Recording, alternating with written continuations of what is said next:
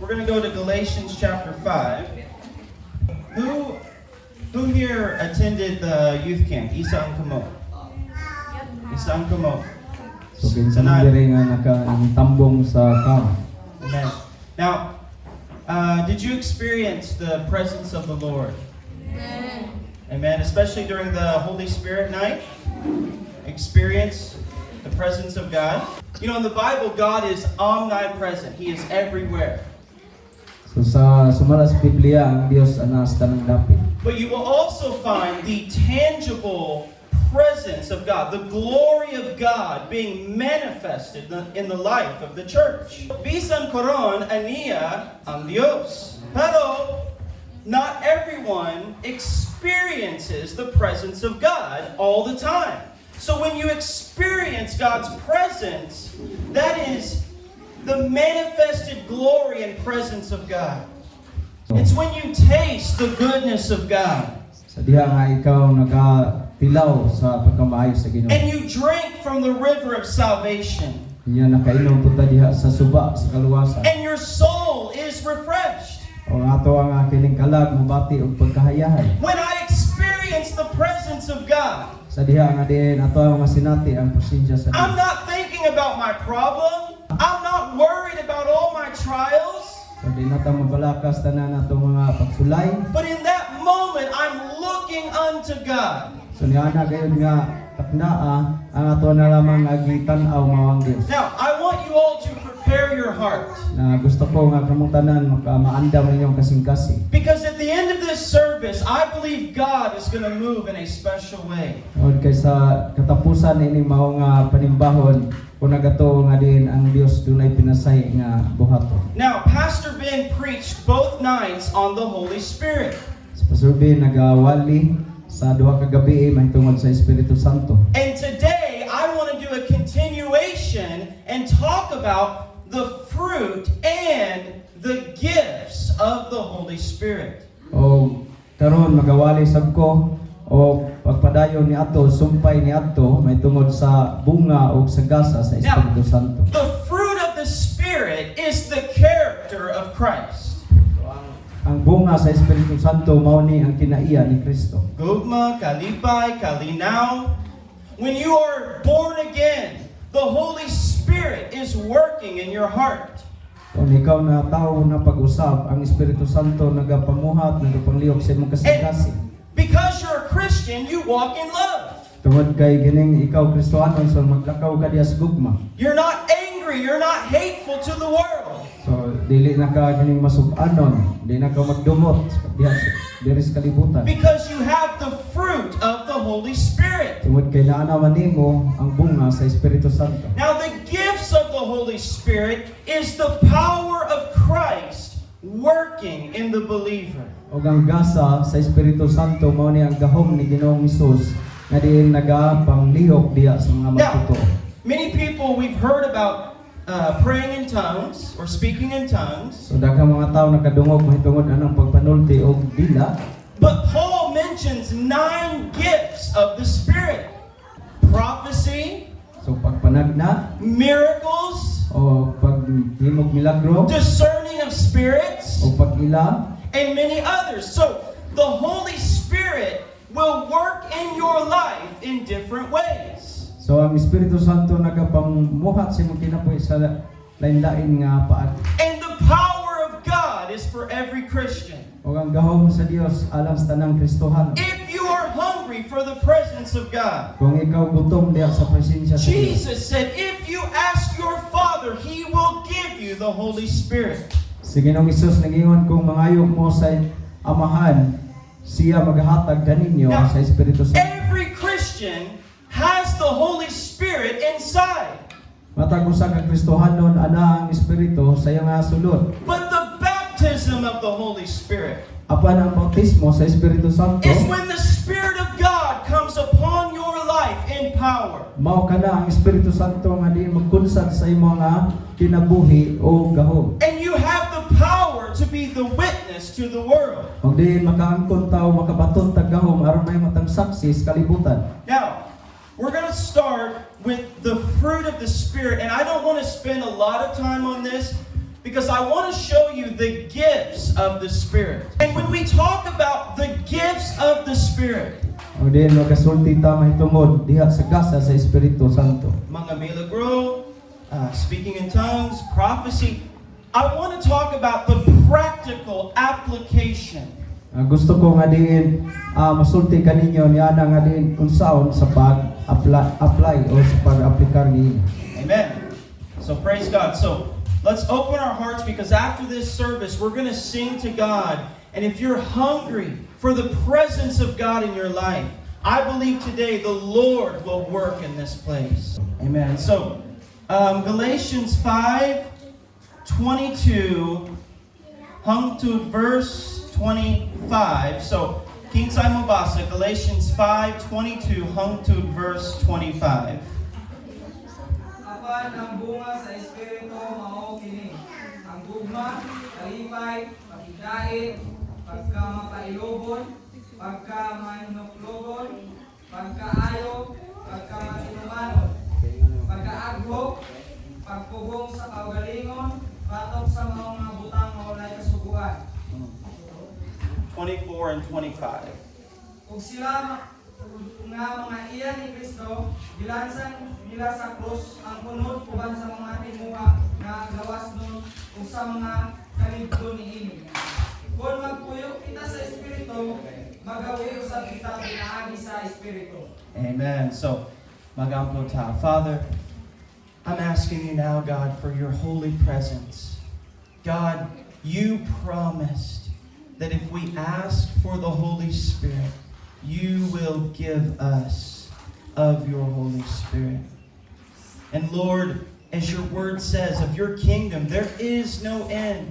Just like the river of water, we can go deeper and deeper into the presence of God. Lord, I give you all the glory. In Jesus' name, amen. Now, I want to say something for understanding. Gusto ko nga masulti kaninyo aron nga masabtan gayud ninyo. Now, some people get confused because they say, but I already have the Holy Spirit, so why do I need more of the Holy Spirit? So naay mga tao nga din naglibog sila kay matud nila na naman nako ang Espiritu Santo nya nganong makinahanglan pa mo pugduga. Do you know the Bible said Jesus had the Spirit without measure, the fullness of the Holy Spirit. So si Ginoong Hesus naging siya nga ana ang Espiritu Santo nga walay sukdanan. So we can grow in the power and the anointing of the Holy Spirit. So makahimo tas pagtubo diya sa gahom ug sa dihog diya sa And Espiritu. Ezekiel was given a vision of a river.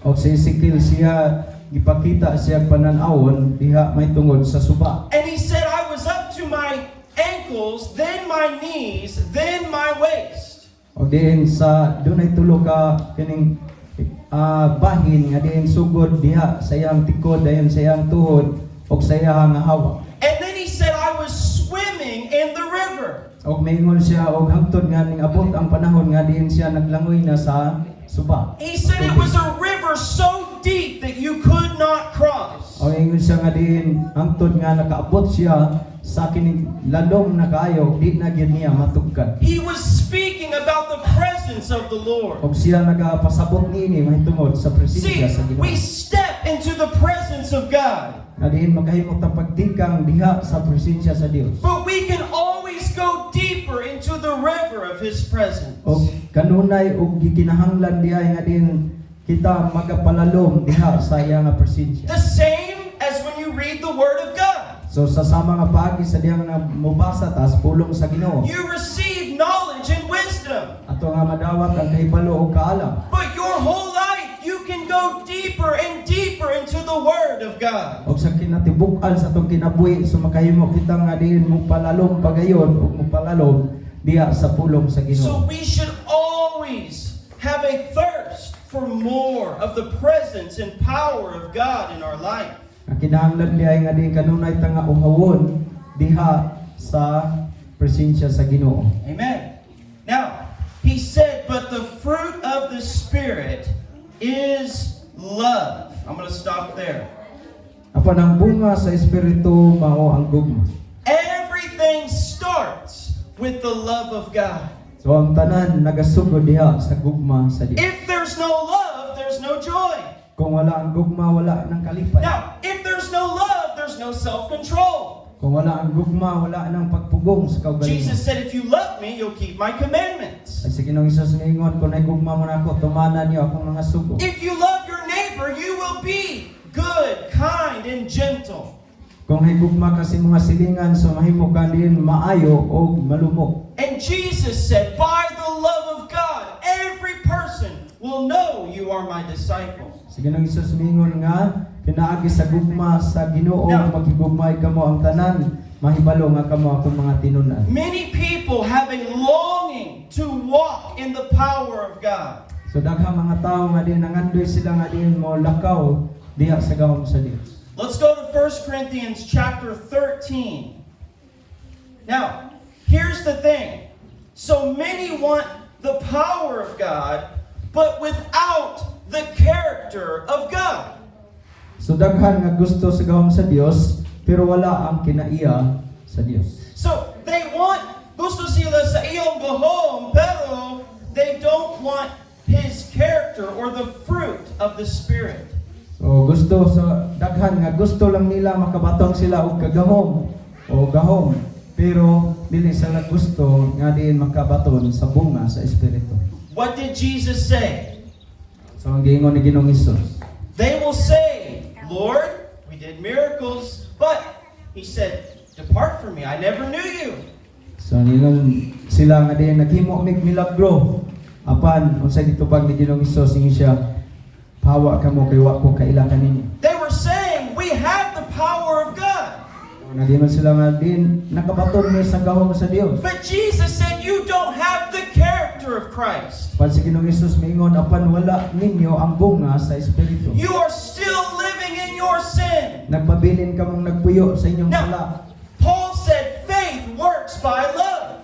Ingon si Pablo nga din ang pagtuo kini siya nagapamuhat diha sa gugma. With God, nothing is impossible. Kay diha sa Dios wala gayoy butanga malisod. o And if imposible. you walk by faith, you will see the miracle of God in your life. Ug sa diha maglakaw ka diha sa pagtuo imong makita ang milagro sa Dios sa imong kinabuhi. But faith works by love. Apan ang pagtuo di ay nagapamuhat ni siya o nagapangliog diha sa The gugma. fruit of the Spirit works with the gift of the Spirit. Kaya ang bunga sa Espiritu Santo nagapamuhat ni siya diha sa mga gasa sa Espiritu Santo. I want someone to read verses 1 and verse 2, 1 Corinthians chapter 13. Kinsa mo basa sa Bisaya? Mahimo nga makasulti ako sa nagkalain-laing pinulungan sa mga tao o bisan sa mga anghel.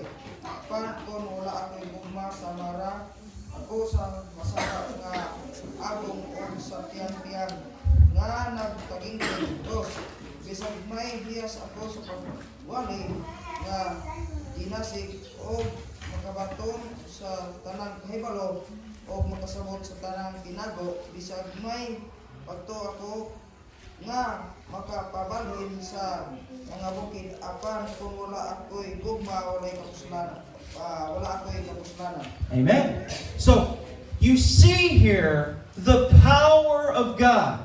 So diri ato makita ang gahom sa Dios. If I speak with the tongues of angels, So ingon si Pablo kung makahimo ko sa pagsulti sa pinulungan sa mga anghel. now that's the power of God. Kini siya mao ang gahom sa Dios. That's the gift of the Spirit. Mao kana ang gasa sa And he espiritu. said, if I had all faith so that I could move mountains, Og nagingon siya nga din og makaangkon siya og pagtuo nga din makapairog niya ng bukid. now imagine the faith to move mountains. Ay pamalandong kini nga ang pagtuo makapabalhin sa bukid. But he said, if I have not love, I am nothing. Paningon siya apan kung wala ko'y gugma, isa wa ko'y kapuslanan. Amen? So it's important to understand the power of God is connected with the character of God. So importante nga ato nga masabtan nga ang gahom dai sa Dios. So nakadugtong dai ni siya sa mga gasa Now, sa Espiritu Santo. let's start with the gifts of the Spirit. And I want to do a teaching, and you can tell them there's 9 gifts, so we're not going to go through all of them today. Okay, so dunay siyam ka mga gasa Pero posible nga dili ni nato mahurot karon. So let's start with 1 Corinthians chapter 12, verse 1. I just want to start with verse 1. Now concerning spiritual gifts, brethren, I do not want you to be ignorant. I'll let Pastor read. Noong Korinto 12:1, ug may tungod sa mga hiyas nga espirituhanon mga igsoon, buot ko nga inyo kining masabtan. Now, let me ask you a question. Who is Paul speaking to? So, kinsa man ang gisultihan ni Pablo? Because there is a lie in the church.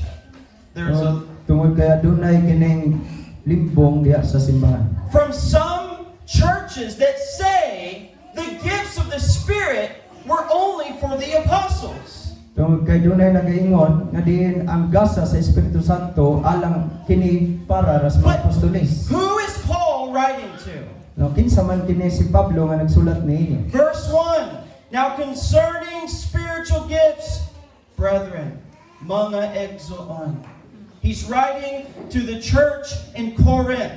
Ang mga exoon dito sa Corinth, ang mga Kristohanon, dili lamang sa pastor, sa prophet, sa apostle, pero matag Kristohanon, mga exoon. Concerning spiritual gifts, I do not want you to be ignorant.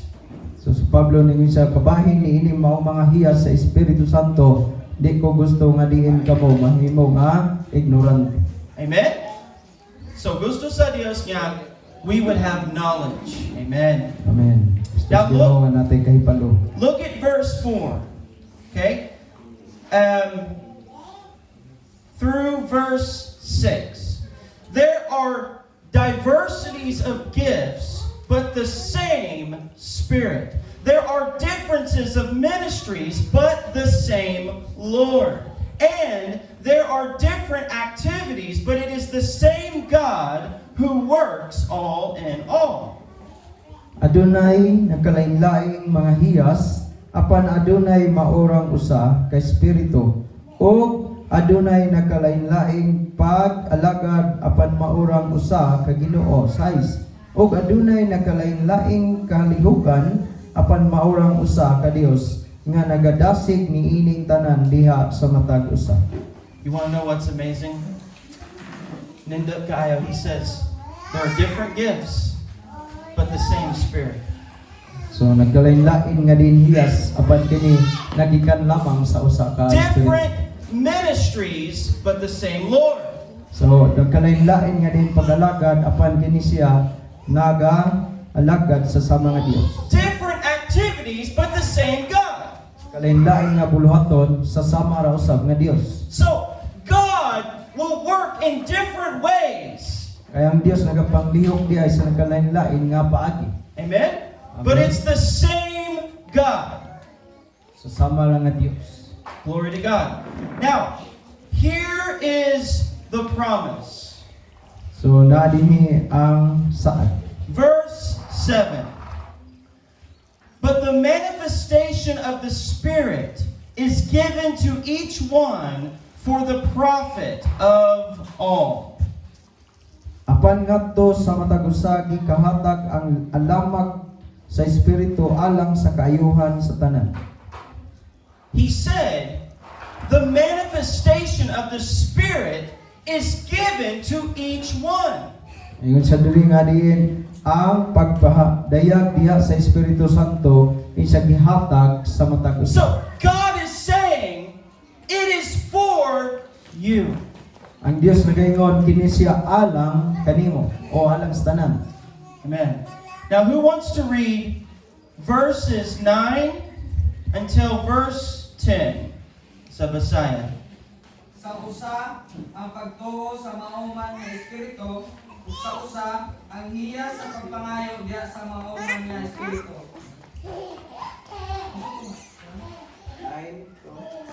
Verse Corinthians 12 verses 8 through 10. Sorry, I messed up. I said 9 through 10. So verse 8 also. Also, kaysa usa ginahatag pinaagi sa espiritu, to another the word of knowledge by the same Isa Spirit. usa ang ginhatag pinaagi sa Espiritu ang pulong sa kaalam, ug sa usa ang pulong sa kahibalo sumala sa maura nga Espiritu. Sa usa ang pagtuo sa mauman nga Espiritu, ug sa usa ang hiya sa pagpangayo diya sa mauman nga Espiritu. Sa usa ang gahom sa pagbuhat o katingalahan, ug sa usa nga pagtagna, ug sa usa nga pag-ila sa mga Espiritu, sa usa sa mga nagkalain-lain nga pinulungan, ug sa usa nga pagbubad sa mga pinulungan. Amen. Now here is where we see the 9 gifts of the Holy Spirit. Na dinhi na to makita ang iyang giingon nga siyam ka mga grasa sa Espiritu. Let's count them together, okay? Wisdom, Kaalam, the word of knowledge, ang pulong sa kahibalo, faith, pagtuo, gifts of healing, o gasa sa pagpangayo, the working of miracles, ang paghibog mga milagro, prophecy, o mga pagpanagna, discerning of ang spirits, pag-ila sa Espiritu, different kinds of tongues, ang nagkalain-lain nga diin mga dila, and the interpretation of tongues. o ang paghubad sa pinulungan. So, there are 9 mentioned here. So dunay siyam nga gisulti diri. Now, Diskutan. I want to start with tongues, and I hope to give you understanding, because a lot of times we hear about speaking in tongues, but to some people it's very confusing. We don't understand. So magsugod ta diri sa mga dila. So let's go to 1 Corinthians chapter 14, verses 1 and 2. Ng Korinto 14, 1 ug 2. So kinsa mo basa verse 1 and 2.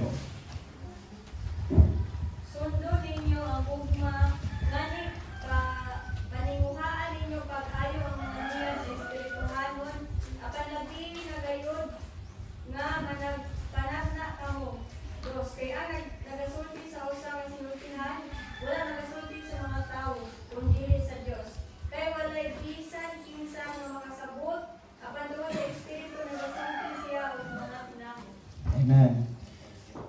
I want you to see verse 1. Pursue love and desire spiritual gifts. Pagtinguhaan ninyo ang gugma o pagtinguha sa espirituhanong mga gasa. Now, unsa ni? Ang sugo gikan sa Dios. This is a commandment of God. Pursue love and then desire spiritual gifts. Ingon diri nga kaputa ang paghigugma o tinguhaan ang mga hiyas. Now, notice again, we see the power of God and the character of Christ. Na ato nga kining balikan nga diin ato makita ang gawom sa Dios ug ang kaning hinaiya ni Kristo. Because he said, pursue love So kay nagingon siya og tinguhaa kaputa ang gugma and desire spiritual gifts. o tinguhaa ang espirituhanong gasa. So, love and power. So gugma o gahom. Amen? But he said, especially that you may prophesy. Now, we'll come back to prophecy in a minute. So itong balikan ang mahitungod sa pagtagna. But look at verse 2. For he who speaks in a tongue does not speak to men, but to God. For no one understands him. However, in the Spirit, he speaks mysteries. Sa versikulo 2, kayang nagapanulti mga dila, nagasulti dili ngadto sa mga tao, kundi ngadto sa Dios. Kay wala may makasabot kaniya, bisan tuod siya nagapanulti mga tinago diha sa Espiritu. Now, a true gift or a true prayer language is not fake words, but it's actual speaking directly unto God.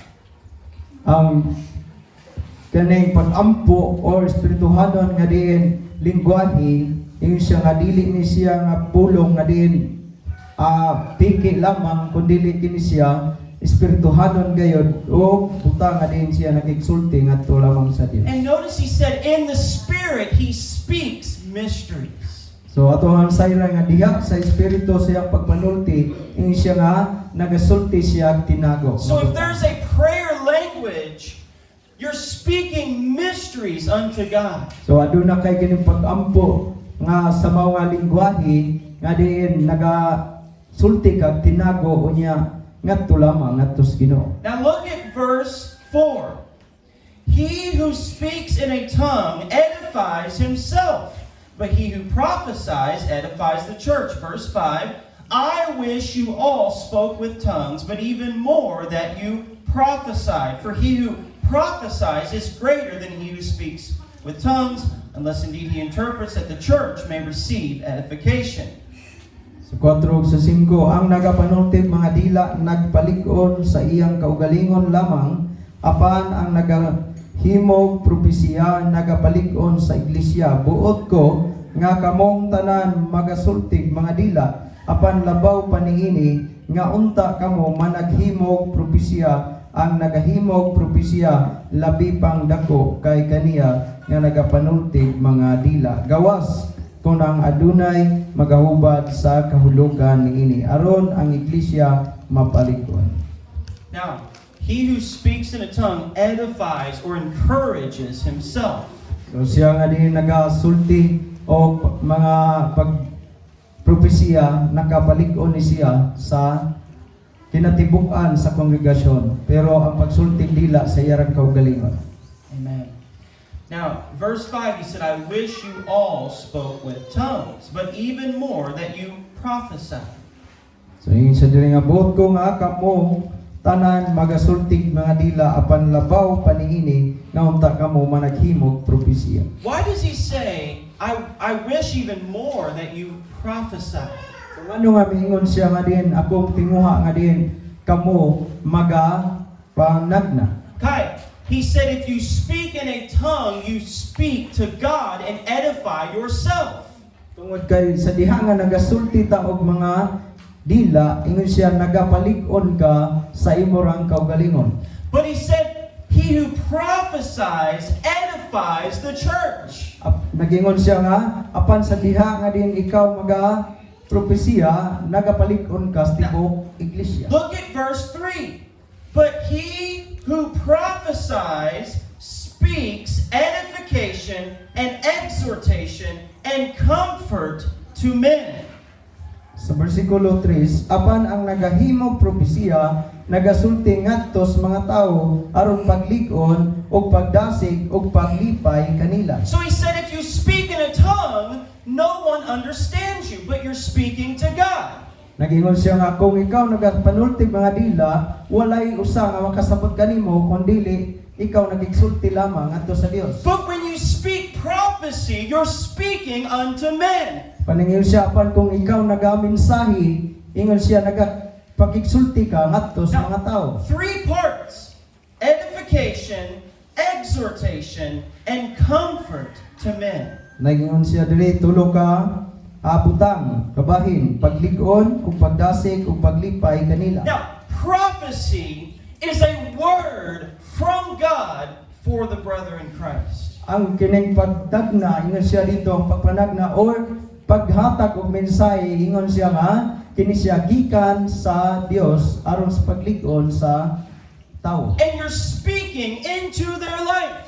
Og nagasulti ka ngadto sa ilang Now, kinabuhi. in the Bible, many prophets would speak the future. Diri sa Biblia daghan nga diin mga propeta manalagna nga nagasulti may tungod sa umalabot. And there are times that God can use you to warn somebody. Doon ay mga panahon nga diin ang Dios nagagamit kanimo aros pagpasidaan ngadto sa tao. I remember when I first got saved.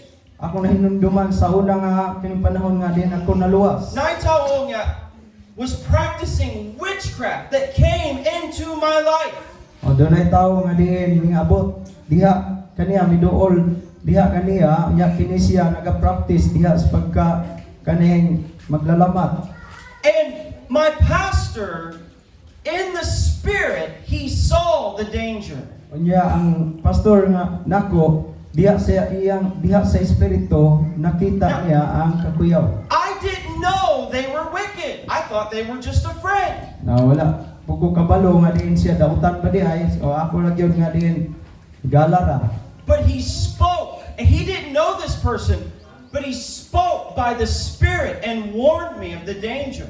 Panang pastor siya nagasulti diha sa kanako, diha pinaagi sa espiritu nagpasidaan kanako may tungod sa makuyaw nga kining moapot. He also gives the word of knowledge. Siya usab naghatag kanako og kining pulong sa kahibalo. Oftentimes, knowledge will work with prophecy. So daghang mga panahon nga diin ang kahibalo siya magapamuhat diha usab sa pagtagna. So there's warning and there's telling the future. Siya nagpasidaan og nagsulti siya sa kining posible nga mahitabo sa unahan. And then he said, speaking comfort or exhortation. Og nagsulti usab siya og pagdasig or paglipay kanila. This is not just words. This has to be from the Lord. True prophecy is from the Lord. So dili lamang ni siya nga kining pulong ra kun dili gikan gyud ni siya sa Dios pagtagna o pagpinsay ngadto kanila. Let me give you a simple example. So magahatag ko ninyo og din simple ra nga Now, panig-ingnan. how many of you heard Sister Annaline's message about prayer? So pila ba kaninyo nakadungog sa pagpinsay ni Sister Annalyn may tungod sa pag-ampo? It was really good. There was an anointing. Amen. Amen. Nakay dihog. I don't remember if that's how you say, but truly, there was an anointing. But you know, before, there was a little bit nervous in her heart, which, by the way, we all experience as pastors or exhorters or sisters in Christ, because it's heavy when you give the Word of God. So doon ay mga panahon nga din makuyawan ta sa mga leaders o pastors niya mo hatag ta og mensahe gikan sa pulong sa Ginoo. Now, so during the worship, before her message, I could see in the spirit that she was nervous. So diha sa panahon pa nga pagsimba, so ako nga nakita diha sa espiritu nga din si Annalyn naa sa doon na siya kakulba. And I gave her a simple word of prophecy. Yan ning hatag ko niya og simple lang nga din tulong sa mensahe. The Holy Spirit says, "Don't be afraid. I will give you power." Ang espiritu nagaingon nga ayaw hadlok kaya ako maghatag kanimo og gahom. And I felt the anointing when I spoke it to her. O ako nabati ang dihog sa dihang nagasulti siya It was mga from mensahe. the Lord, just simple encouragement from the Lord. O kiniyano lang din pagdasi gikan sa Ginoo. And she spoke with anointing. It was really good. Ug siya nakahatag sa mensahe nga dunay dihog. Now, let's go back to tongues for just a minute. So, here he talks about speaking unto God. So diri nagasulti may tungod sa pagpakigsulti ngadto sa Ginoo Now, o sa Dios. do you know there is another kind of tongues in the Bible? So ibalo ba mo nga dunay lain nga diin pag sulti diha sa dila sumala diha sa Biblia. The day of Pentecost, Sa adlaw sa Pentecostes. the apostles were baptized in the Holy Ghost and fire. Nga diin ang mga apostoles sila nakadawat sa bautismo diha sa balang nga espiritu And o they kalayo. had tongues of fire above their head. O diin makita nga diin na dunay daw kalayo nga diin na ibabaw silang ulo. They were not praying in the Spirit. Wala sila nagasulti diha sa espiritu. They were not speaking mysteries unto God. Wala sila na kining nagasulti tinago ngadto sa Dios. On the day of Pentecost, Diha sa adlaw sa they Pentecostes. spoke the language of the nations. Sila nagasulti diha sa pinulungan sa nagkalain-laing nasod. But they had no prior knowledge of that language. Apan wala gayoy kining igo nga din kahibalo yanong ato nga kining lingwahe. Cebuano, English, Spanish, Tagalog, Ilonggo. There were many nations in Jerusalem. So daghan gayo nga din nasod sa ulod sa sakop sa Jerusalem. And they said, we hear them speaking the works of God in our own language. Og giingon sila nga nakadungog mi diha sa trabaho sa Dios diha kanila nga naga ilang gisulti ang among pinulungan. Nay Amerikano, walay kahibalo mahitungkod sa Bisaya, pero pag hinoso, tuuhi ang maayang balita kay si Jesus, ibanhaw prophesy. They have no knowledge, but they're speaking by the power of the Holy Ghost. Oh, wala sila kinikahibalo, pero sila nagasulti tungod sa gahom sa Espiritu Santo ang ilang mga pinulungan gipadungog nila. Amen? Nakasabot mo? Mm. How can you milagro gikan sa Dios? Amen. I'm still believing God that one day, now I'm learning naturally Bisaya, but it would be amazing if I could just start preaching fluently. That would be a miracle of God. Amen? Oh, milagro na sa Dios kung makawali na sa pasulsilon o puros Bisaya. Now, another year or two, as I learn naturally, that's not a miracle, that's the blessing of God. Basta Natural di not. mo uli sa ila. Amen. Glory to God. Now, Ay, pawalihog, Bisaya puro. amen. So, he talks about prophecy now. The working of miracles and the gift of healing. So ang kining pagtrabaho diha nagapamuhat sa mga milagro o gasas pag-ayo. Now, again, notice these are two different gifts. So ato nga akong balikon kini siya lahi ni siya nga dunay kalahian aning duha ka mga gasa. Every healing is a miracle. Matag kaayuhan kini siya milagro. Now, if you're healed of cancer right now, that's a miracle of God. Kung ikaw naayos sa kanser karon kana siya milagro na. But not every miracle is a healing. Dili tanang milagro kaayuhan. God rained bread from heaven. Oh, ang Dios nagapaulan siya og tinapay gikan sa langit. Jesus walked on the water. Si Ginoong Hesus milakaw ibabaw sa tubig. Was that healing? So kaayuhan ba na? No, that's the gift of miracles. So kana siya gasa See, sa milagro. miracle is so much more than healing. It's anything you need by the will of God. God can do it miraculously. So ang milagro mas dako pagayud kayo ni kaysa kaayuhan tungod kay ang tanan nimong gikinahanglan posible mahatag gila sa Dios. God can open the door. Ang Dios makaaplig pultahan. When David took out Goliath, that was a gift of miracle. Sa diha nga diin si David iyahang nabuntog si Goliath kana siya milagro na gikan sa Dios. When the Red Sea parted, that was a miracle of God. Sa diha nga ang pulang dagat na pikas kini siya milagro na gikan sa Dios. A miracle goes against the laws of nature. So ang milagro kini siya kasupak ni siya diha sa balaod sa kinayahan. When Jesus turned water into wine, that was a miracle. Sa dihang si Ginoong Hesus ang tubig iyang gihimo nga kining binyo kini siya usa ka milagro.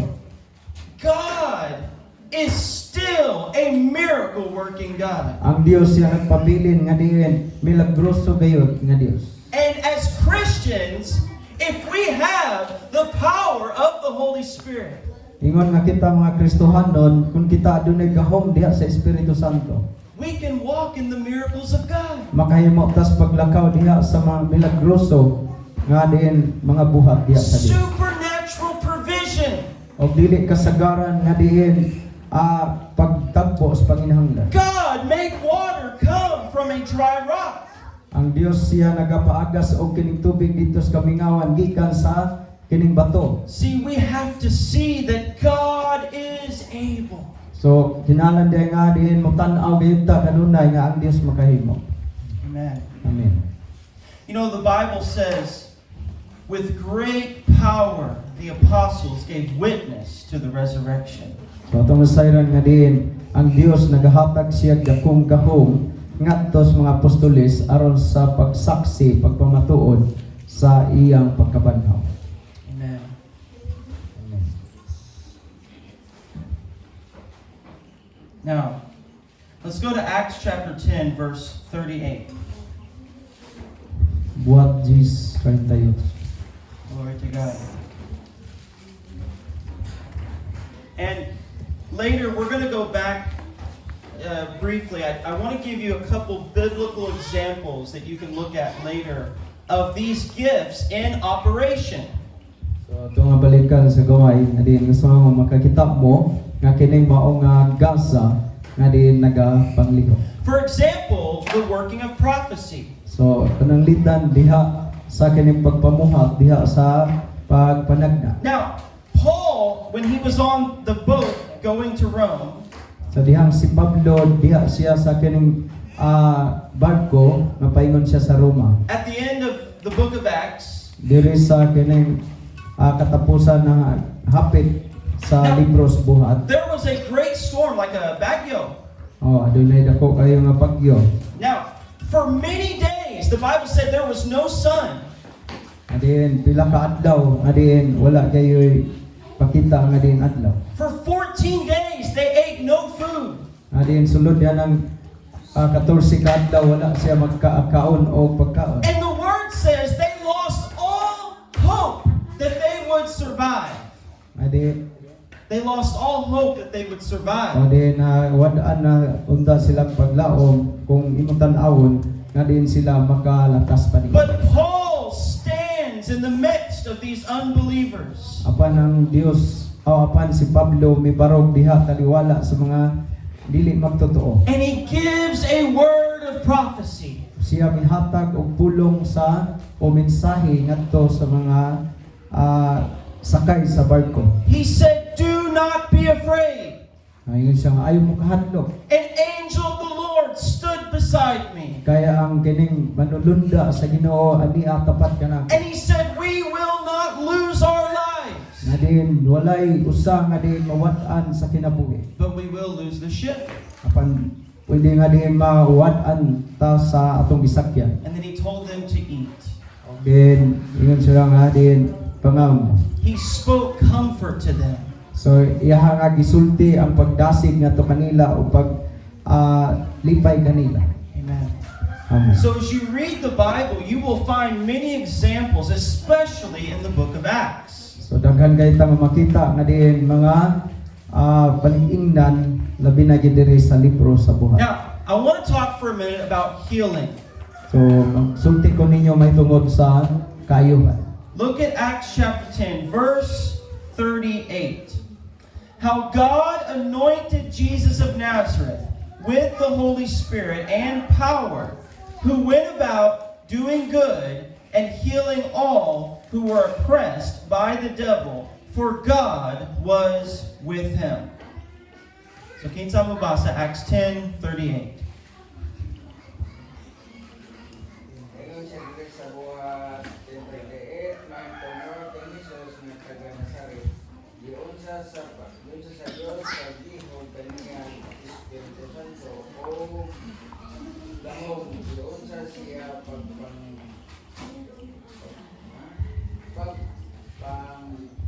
pangadto adto sa pagtulong sa kaluhan o sa pagpang-ayo sa tanang gisakit sa yawa kay ang Dios uban man kaniya. Amen. So, you can see Jesus was anointed with the Holy Spirit and power. So ato makita nga sa Ginoong Hesus siya didihugan diha sa gahom og espiritu. Now, this always amazes me.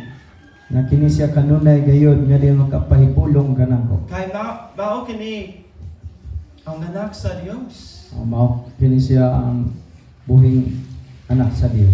And the Bible said God anointed him with the Holy Spirit and power. Ang Dios ang pulong nagaingon nga diin ang Dios nagdihog kaniya diha sa gahom o sa espiritu. And it said he went about doing good, pagbuhat og maayo, and healing all who were oppressed by the devil. O magbuhat siya og maayo og diin pag-ayo sa tanang gisakit sa Now, mga dautan. the gift of healing, the Bible says we can lay hands on the sick and they will recover. So ang gasa diha sa pag-ayo, ang Biblia nagaingon pandong o itapion ang iyong kamot ngadto sa masakiton og sila maayo. We see this in Acts chapter 3. Ito may makita diha sa libros Buhat kapitulo 3. A man that could not walk for many years. So ang usa ka tawo nga diin sa daghang katuigan dili siya makabarog, di And he was makalakaw. begging for money. Og diin siya nagpakilimos og salapi. And Peter and John said, I don't have silver and gold. Si Pedro ug si Juan mingon salapi og bulawan wala kami. Oh, who here can say, I don't have silver and gold? Wala gyud. Amen? Amen. But he said, what I do have, I give to you. In the name of Jesus, get up and walk. So apan aduna kami butangan niya kanamo nga among ihatag kanimo nga mao si Hesus ug giingnan siya tindog o lakaw. Amen. So you will find with the gift of healing that we can speak with authority. So atong makaplagan ang gasa sa pag-ayo unya makasulti ta uban sa See, awtoridad. when we pray, we have petition and request unto God. Sa diya mag-ampo ta doon na tayo kining pagpangamuyo o pagsugid sa ato ang mga panginahanglan ngadto sa Dios. And then there are times where we speak with authority. Og doon ay panahon nga kinahanglan nga magsulti ta uban ang otoridad o kagahom. In the name of Jesus, be healed.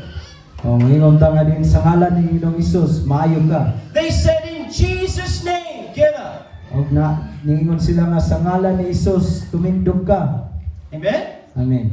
And we see this throughout the Bible. There are times where you lay your hands. Now you can start by thanking God and asking God. You can make your request. Lord, I pray it now. You just bring healing. And then, in Jesus' name, be healed. So din makahimoktas pagpangayo o kaayuhan unya ato nga gamiton ang ngalan ni Ginoong Hesus nga diin sa ngalan niya mamaayo ka. Amen.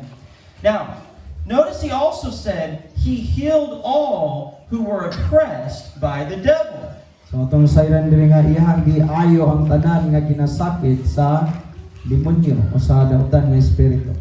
See, some people, there are demonic powers working in their life. Adunay mga katawhan nga dunay demonyo nga panglihok sa iyang kinabuhi. The man at the tombs in Mark chapter 5. Ang tawo nga didto sa lubong diha sa Marcos kapitulo 5. He was out of his mind. So wala na siya sa iyang panguna-una, sa iyang kaugali o sa iyang He would panimahog. cry out in the tombs. Kanunay na siya magsinggit dito sa mga lubong. He was cutting himself. So iyahan ang kining iyahan ang samaran ng iyang kaugalingon. And there were over 1,000 demons inside of him. O adunay mga 2,000 ka mga demonyo nga nasa sulod niya. Some people need to be delivered from the power of darkness. Adunay kining mga katawhan na kinahanglan silang mahigawas gikan sa gahom Now, sa kangitngi. as Christians, we have the authority of Jesus' name. So ingon nga kita nga Kristohanon aduna kitay kinahanglan nga makaangkon kita og otoridad sa ngalan ni Hesus. He said, in my name, they will cast out demons. Ay nagingon siya sa pinaagi sa kong ngalan makahingilin ka mong demonyo. We have that authority. So nakabaton ta og otoridad. So he said, Jesus healed all who were oppressed by the devil. So nagingon diri nga og si Ginoong Hesus iyang gipang-ayo gipahigawas ang tanan nga ginasakit sa daotang espiritu. The man at the tombs, after he was delivered, Ang tao nga dito sa mga lubong human siya mahigawas. the Bible said he was clothed and in his right mind. Ang Biblia nagasugid nga din siya nagsinina na unya naulian na sa iyang maayong pangisip. See, so there are times that we must deal with demonic power. So doon na yung mga panahon nga din siya ipahigawas gayud diha sa gahom sa demonyo. Now you remember he talked about the discerning of spirits. Na ato nga hinumduman ang ato nga gisultid nga din ang pag-ila sa espiritu. That is a gift of the Spirit mentioned in 1 Corinthians 12. Mao kana ang gasa sa usa sa gasa sa Espiritu Santo. Discerning of spirits can work together with casting out demons. Ang pag-ila diha sa espiritu kini siya nagapamuhat sa diha nga din ikaw magahingilin o mga demonyo. Because there are times we don't know that someone has demonic power in their life. Tungod kay dunay mga panahon nga din wala ka kaila o ka makahibalo nga amo sa katawo na ana di ay demonyo nagalihok sa iyang But kinabuhi. the Lord can give you discernment. Apan ang Ginoo gahatag kanimo og espiritu sa pag-ila. And you will find that if the presence of God manifests in the church, O kini imong makaplagan sa diha nga din ang presensya sa Dios magapadayag diha sa iglesia. sometimes if a person is there, they will begin to manifest demons. O doon ay mga panahon nga kung ang tao na dinha imong makita nga din makita unsa ang trabaho sa demonyo. And if you see that, you can pray and pray deliverance for their life. Kung imo kini makita, makahimo kas pag-ampo aron siya mahigawas diha sa iyang kinabuhi. Amen. Amen. Now, all of these things are things that you need to take home and study more, because every one of these is worthy of their own sermon. So kining tanan ato ang padayonon sa pagtuon, mamaladong ta dito sa atong panimalay tungod kay matag usa ini siya adunay kining kaugalingon nga minsana. Amen. There's so much. So you really need to study the Word of God. But my purpose today is to show you that every Christian can walk in the power of the Holy Spirit. So ako lang nagipakita kaninyo karon madi na matag usa day ka Kristohanon pwede nga magalakaw diha sa gahom sa Espiritu. Because the Word says in 1 John, for this reason Christ came into the world to destroy the works of the devil. Tungod kay mo ni gisulti diha sa unang Juan nga tungod ini mong hinungdan ang anak sa Dios nianhi diri sa kalibutan gipadala aron nga pagguba sa trabaho sa yawa. So as the people of God, Ingon nga kita mga katawhan sa Dios. we are soldiers in the army of Christ. Kita mga sundalo diha ni Kristo. And our fight is not flesh and blood, O atong pakig-away dili diha sa dugo ug sa unod. but it's the Spirit that now works in the sons of darkness. Apan pinaagi diha sa mga espirituhanon nga bahin nga nagapanglihok diha sa kangit-ngit. Amen. Amen. So the fruit of the Spirit, O ang bunga sa espiritu. this is your witness to the world. Mao kini ang imong himuon nga diin pagpamatuo diha sa kalibutan. Gugma sa Dios, ang kalinaw sa Dios. And the gift of the Spirit is the power of God to destroy the works of the devil. O ang gasa sa Espiritu Santo mo ang gahom aron sa pagbungkag diha sa trabaho sa yawa. If you pray for healing, Sa diha mag-ampo ka og kayuhan, if you speak a word of prophecy, sa diha nga magsulti kag pulong sa o mensahe, if God gives you wisdom for victory, ang Dios makahimo paghatag kanimo kaalam alang sa kadaugan. sa bisan unsa gikan sa Ginoo, God is giving you power to overcome the works of darkness. Ang Dios maghatag kanimo gahom paglatas o pagbuntog diha sa mga buhat sa kanyang. Now, last scripture, sa katapusang versikulo, Luke chapter 10.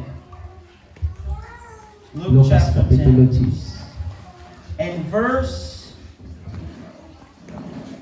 19.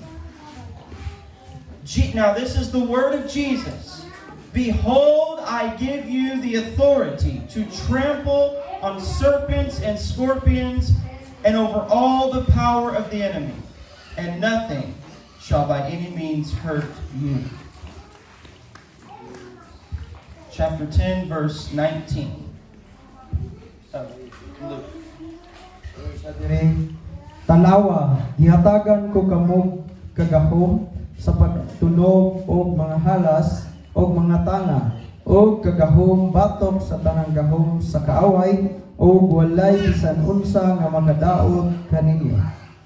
He said, I give you the authority to trample over all the power of the enemy.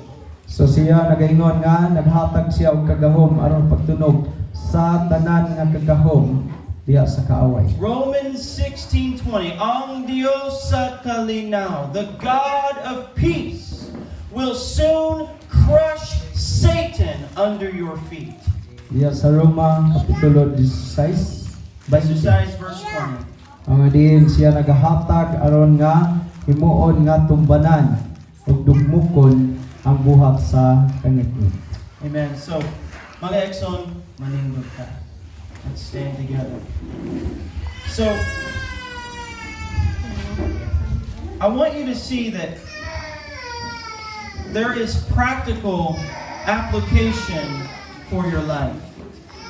So gusto ko nga makakita mo nga dunay kining praktikal nga diin pag-aplikar sa imong Let me ask you, has any of you ever had a friend and they didn't tell you they had a problem, but in your spirit, you discern something is wrong in their life.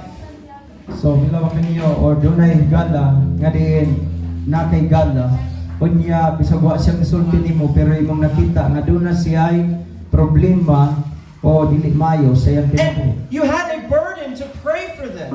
Unya makabubati ka kabugaton nga diin mahimo kag mag-ampo ngadto kanila. That's the Holy Spirit working in your life. Kana siya trabaho sa Espiritu Santo diya sa imong kinabuhi. See, some of these things are very simple. Kini siya mga butanga o simple lang. And some of them are great miracles. Ang uban usab adunay kini dagko nga diin milagro. So we need to be open that God will work in our life. Kinahanglan na gyud nga diin bukas ta nga diin ang Ginoo magapamuhat sa atong kinabuhi. So what I want to do today is let's sing to the Lord, and I don't know if you want to sing like either the Ulan or Katapusan, whichever one you feel led to sing. But let's sing to God, and I encourage you, young people, whoever is here, come forward today and receive the refreshing of the Lord. Amen. Hallelujah. So I'm going to interpret. Nga diin imong dawaton ang diin buhaton sa Ginoo sa imong kinabuhi o diin ikaw ang makadawat o diin pagkahayahay o pagkahigawas And sa imong kinabuhi. what we're going to do is first we're going to sing. We're going to worship God. So una ato nga buhaton mag-awit taon niya magasimba. And if you are hungry for the power of God, Akong ikaw gigutom diha sa gahom sa Dios. as the anointing begins to fill this room, Og ang dihog nga diin magasugod papanglihok nini mao nga lawa. for those who come forward, we will begin to pray over you that God will place His anointing upon your life. Og kaninyo nga diin magaduol sa tubangan magaampo ako kaninyo ng dihog magabot sa inyong See, kinabuhi. the Bible says you have an anointing from the Holy One. Tungod kay ang Biblia nagasulti nga diin ang kabatonta og dihog gikan sa balaan. The anointing is the power of the Holy Spirit. O ang dihog mao na ang gahom sa espiritu. Amen? We need the anointing in our life. Ang kinahanglan ta og kining dihog sa atong kinabuhi. And then I want to pray also that God will give you a discernment to hear His voice. O ako mag-ampo usab kaninyo nga din ang Dios magahatag kaninyo o kining espiritu nga makadungog mo o makaila mo sa iyang tingog. Because to operate, you have to hear the voice of God. Og sa diha nga kini magapanglihok man makadungog ka sa tingog sa Ginoo. And God will lead you O ang Dios magapanguna kanimo if you are willing. kung ikaw andam. Amen? So let's begin to sing. And ayaw ka olaw. Come Amen. forward and say, God, I am so hungry today. I need the presence of God in my life. Amen.